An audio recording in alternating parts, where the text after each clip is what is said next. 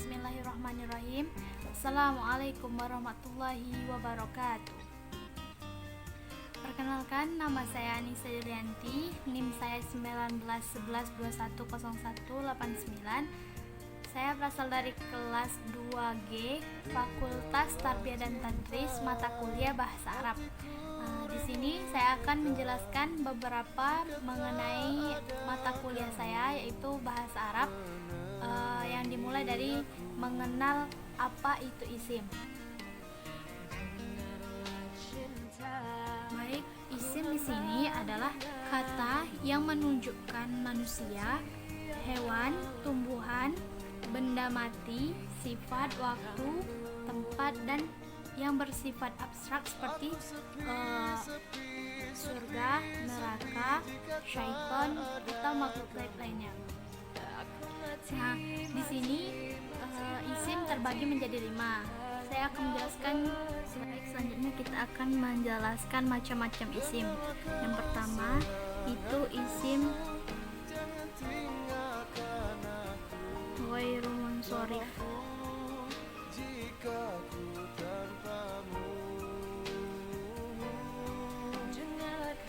Yang kedua isim muzakkar. Yang ketiga isim muannas. Yang keempat isim nakirah. Yang kelima isim ma'rifah. Baiklah, sebelum saya menjelaskan yang kelima macam isim, saya akan menjelaskan dahulu ciri-ciri isim itu seperti apa. Yang pertama, ada alif lam di awal, ada tanwin di akhir, tetapi mereka tidak boleh berkumpul dalam sebuah isim. Contoh dari alif lam yaitu al-masjidu, berarti di akhirnya tidak boleh tanwin. Begitu juga dengan tanwin masjidun, dia tidak memakai alif lam karena di akhirnya terdapat sukun. Nah, selanjutnya saya akan membahas tentang ghairu munsharif. Harus diberi tanwin bila tidak ada alif lam. Sebenarnya itu kaidah isim ya, tetapi di dalam ghairu munsharif dia tidak diberikan tanwin meskipun di awalnya tidak memakai alif lam. Karena satu, nama wanita, kedua, nama laki-laki yang berakhiran tak marbuto, yang ketiga, nama asing atau non Arab, baik nama manusia maupun nama daerah. Yang keempat yaitu nama-nama nabi kecuali 6 nama. Nama nabi kecuali 6 nama yaitu Muhammadun, Sholihun, Syuaibun, Hudun, Nuhun, Lutun. Mereka ini tidak termasuk ke dalam isim ghairu munsharif karena sudah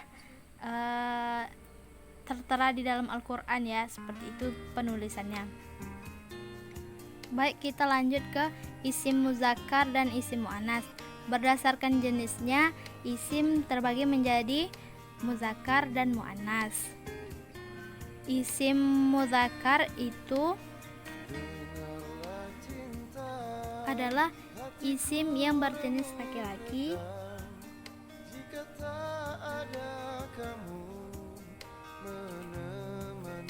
dan muannas berjenis wanita. Bagaimana cara kita membedakannya? Cara membedakannya ialah terlebih dahulu kita mengenal kelompok isim muannas. Jika tidak termasuk ke dalam isim muannas, maka kita bisa memasukkannya ke dalam isim muzakkar. Nah, menurut orang Arab yang termasuk ke dalam kelompok isim mu'annas itu adalah satu, ini yang isim mu'annas ya,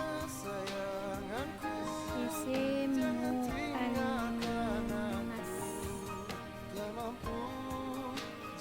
Satu, nama manusia.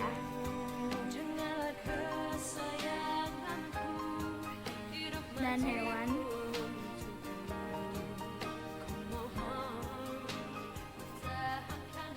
Berjenis wanita. Contohnya bakorotun.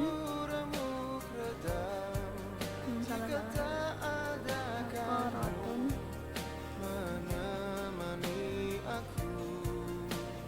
Sapi betina.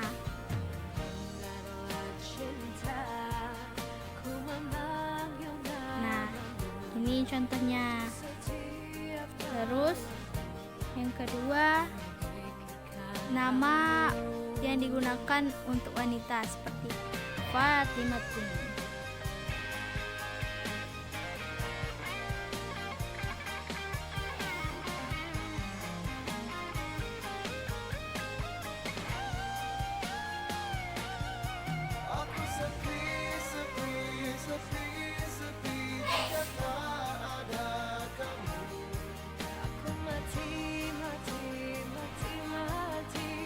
Fatimah, maaf salah ya.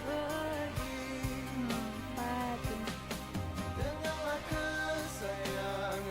Ini termasuk ke dalam isim mu'annas. Juga ada lagi, yaitu yang ketiga, isim yang berakhiran tak marbuto.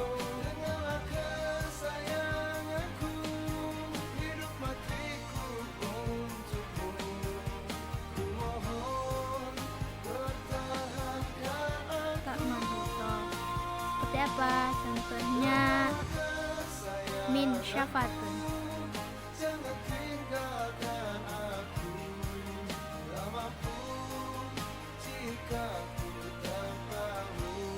Artinya handuk. Nah, catatan nama laki-laki yang berharokat tak marbuto. Catatan ya. Nama laki-laki berakhiran tak marbuto, dia tetap dianggap mudzakkar.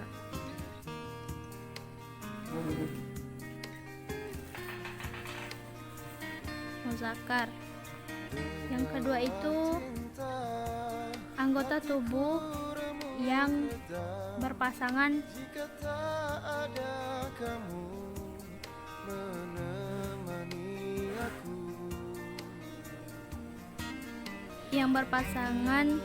disebut mu'annas, seperti telinga dan lain sebagainya. Lalu selanjutnya itu isim nakiroh dan isim makrifat. Nah, berdasarkan kejelasannya, isim itu dibagi menjadi dua, yaitu nakiroh dan makrifat. Isim nakiroh yang penunjukan bandanya belum tertentu atau masih umum.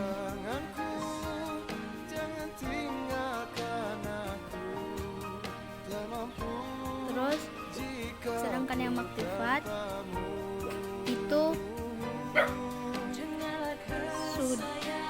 kalau yang makrifat sudah petunjuknya sudah tertentu atau jelas apa yang dimaksudkan. Nah, bagaimana cara membedakannya? Ialah terlebih dahulu kita mengenali kelompok isim makrifat. Jika tidak termasuk ke dalam isim makrifat, maka kita bisa memasukkannya ke dalam isim nakiroh. Menurut orang Arab, yang termasuk ke dalam isim makrifat itu ialah satu, nama dalam kurung manusia, daerah,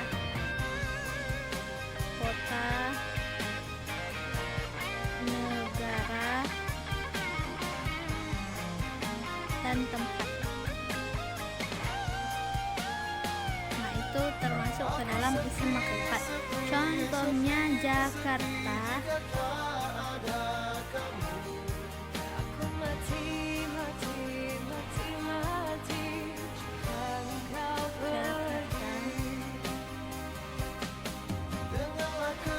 Nah, yang kedua itu isim yang berawalan alif lam. Isim yang berawalan alif lam dalam penerjemahannya diberi tambahan itu untuk menunjukkan bahwa benda tersebut dimaksudkan sudah jelas, seperti Alkitab.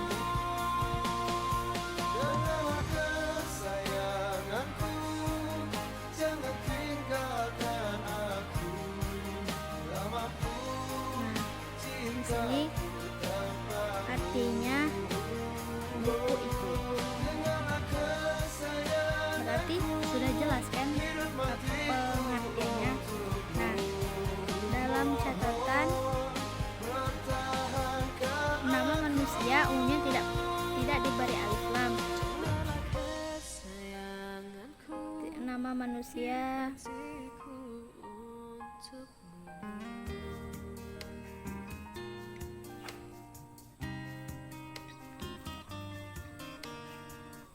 maka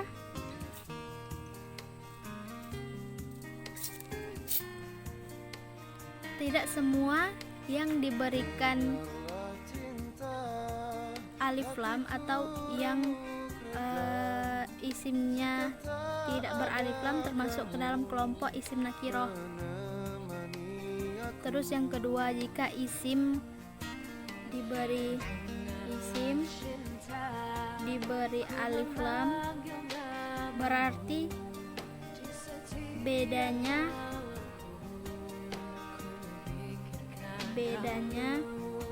dia sudah jelas. Aku sepi jika tak ada kamu. Sudah jelasnya seperti apa? Sudah jelas pengertiannya. Apa sih yang dituju? Sudah tertentu seperti itu. Nah, atau sudah bisa dipahami oleh orang yang berbicara dan yang mendengarkan. Lalu, mengapa harokat akhir di contoh isim makrifat, mengapa dia berubah? Karena dia memakai alif lam. Karena di dalam isim kaidah umumnya kalau sudah memakai alif lam di awal, maka di sini tidak boleh tanwin. Nah, kita lanjut ke isim nakiroh. Isim nakiroh itu dia belum jelas, petunjuknya belum tertentu, masih umum. Contohnya dia masih umum kan. Contohnya kitab.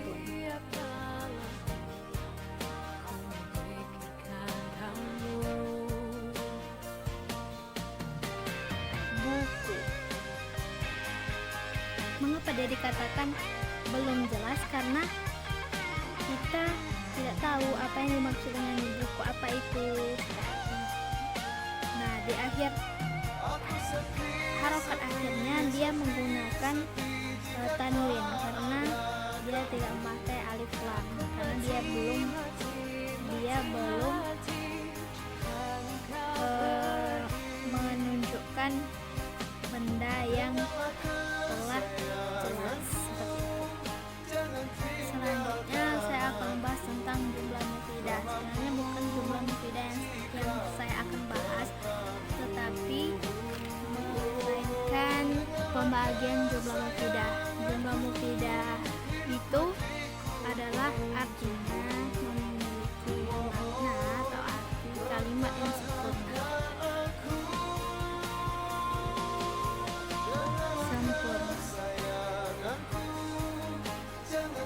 Nah, langsung saja ke pembagiannya. Pembagiannya itu adalah satu, jumlah fi'liyah, dan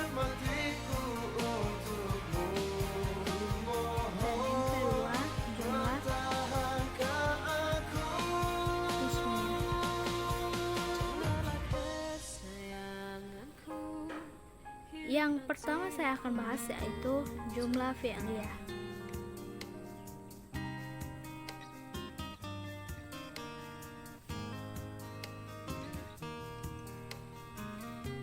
Jumlah fi'liyah itu kalimat sempurna yang diawali dengan fi'il Jika tak ada kamu menemani dan tersusun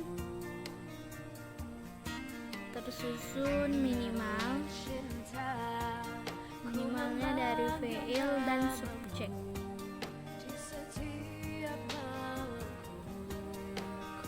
Dan fa'il atau subjek. Aku sepi, sepi, sepi, sepi jika tak ada kamu. Contohnya kita menggunakan muzakkar. Contoh muzakkar seperti Dengarlah kesayanganku, jangan tinggalkan Ja'a aku. Aliyun. Tak mampu jika ku tanpamu. Dengarlah kesayanganku, hidup matiku Muhammadun. mohon tahankan aku. Ali datang. Dengarlah cinta, hatiku Muhammad remuk redam jika tak ada kamu menemani aku. Dengarlah cinta, Lalu kita lanjut ke jumlah ismiyah. Jumlah ismiyah itu kalimat sempurna juga diawali dengan isim pikirkan kamu. dan tersusun minimal mubtada dan khabar.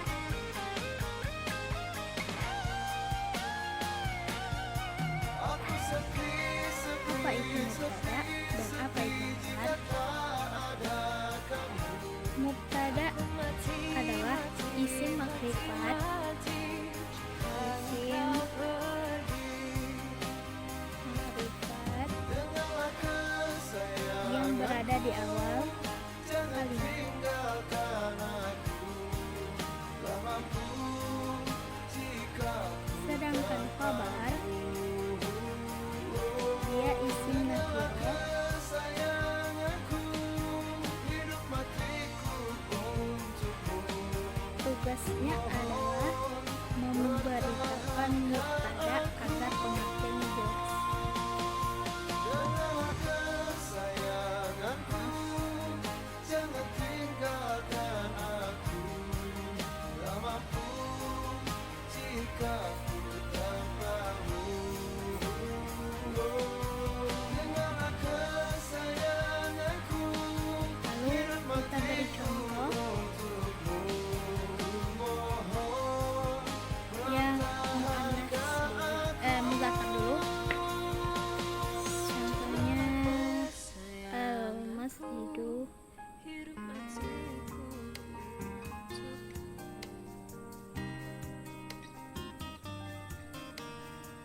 kabirun.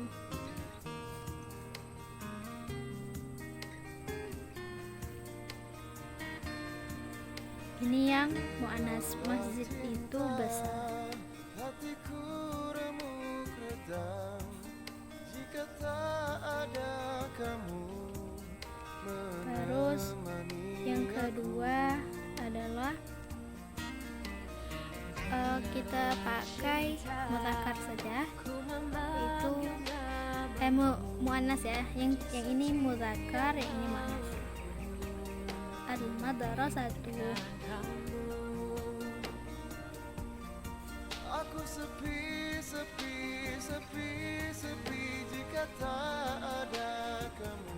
Kabiratun. mati, mati, mati, mati jika engkau pergi. Dengarlah bagaimana kesayanganku,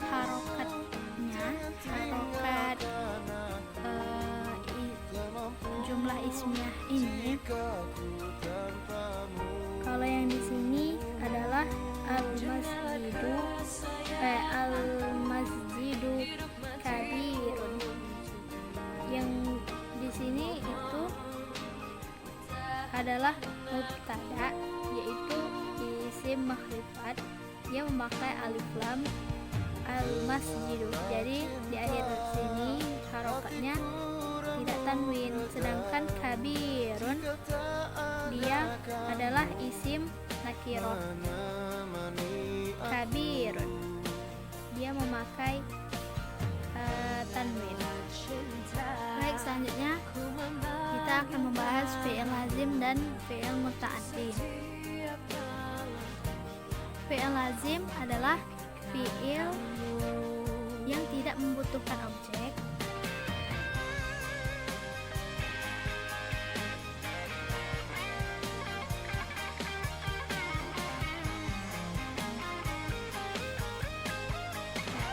atau bisa dikatakan juga fi'il yang pelakunya melakukan pekerjaan terhadap dirinya sendiri. Nah, contohnya adalah dohika Muhammadun. Aku pakai contoh muzakkar ya. Dengarlah kesayanganku, jangan tinggalkan aku. Tak mampu jika ku tanpamu. Dengarlah kesayanganku, hidup matiku untukmu. Ku mohon Artinya Muhammad tertawa. aku. Dengarlah kesayanganku, Nah, jangan tinggalkan dari dohika dan Muhammad, mana sih fi'il lazimnya? Fi'il lazimnya adalah dohika. Nah, juga lagi ada contoh jalasa zaidun.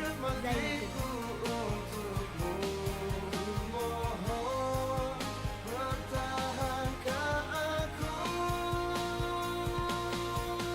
Dengarlah kesayanganku, hidup matiku untukmu.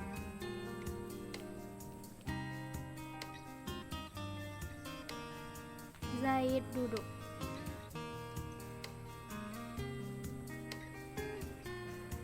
Mana yang fi'il lazim? Jalasa. Dengarlah cinta hatiku. Lalu kita ke fi'il muta'addi. Fi'il ini membutuhkan objek. Menemani aku. Dia membutuhkan objek, atau bisa dikatakan juga fi'il ini pelakunya melakukan pekerjaan terhadap orang atau benda lain. Contohnya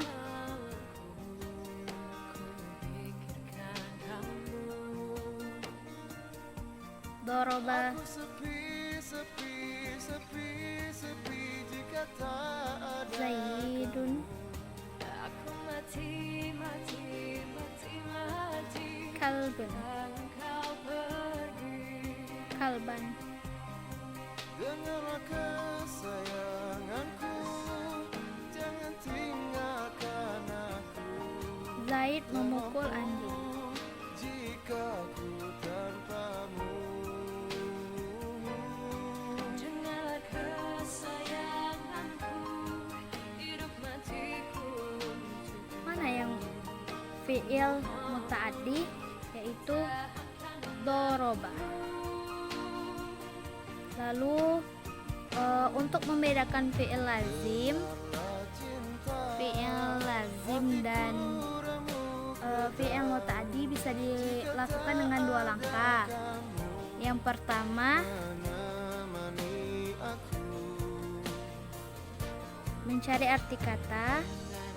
Cinta, ku memanggil nama Dalam kamus, di setiap malam. kemudian diubah menjadi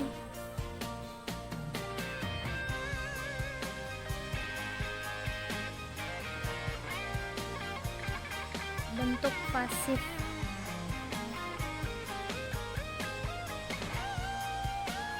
atau di. Aku sepi, sepi, sepi, sepi jika tak Nah, dalam catatan fi'il lazim tidak bisa dijadikan bentuk pasif, sedangkan fi'il muta'addi bisa dijadikan bentuk pasif. Misalnya duduk,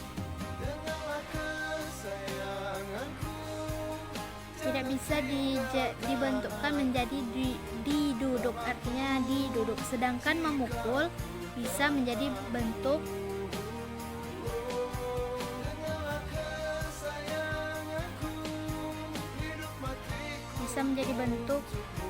memukul ya. Bisa dijadikan dipukul.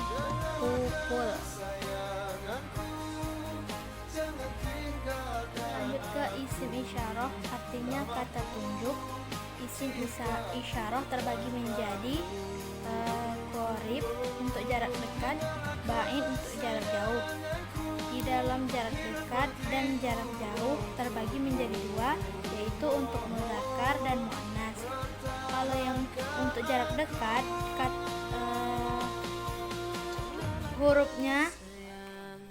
hurufnya itu adalah hadza, hadhihi, haula'i. Hadza itu untuk mufrad, musannah itu hadzani, haula'i jamak. Sedangkan muannas hadhihi, hatani, haula'i. Mufrad, musannah, jamak. Lanjut yang ke jarak jauh atau ba'id. Dzalika, dzanika, ulaika. Mufrad, musannah, jamak. Tilka, tanika, ulaika. Mufrad, musannah, jamak.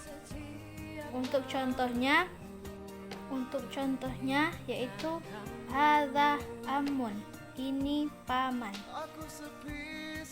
Hadzani amini, ini itu dua paman. Haulai, ini ya, ini dua paman. Haulai amamun, ini banyak paman. Nah, di jarak dekat berarti menggunakan kata ini. Sedangkan di jarak jauh itu. Mungkin sampai di sini dulu penjelasan dari saya. Syukron, wassalamualaikum warahmatullahi wabarakatuh.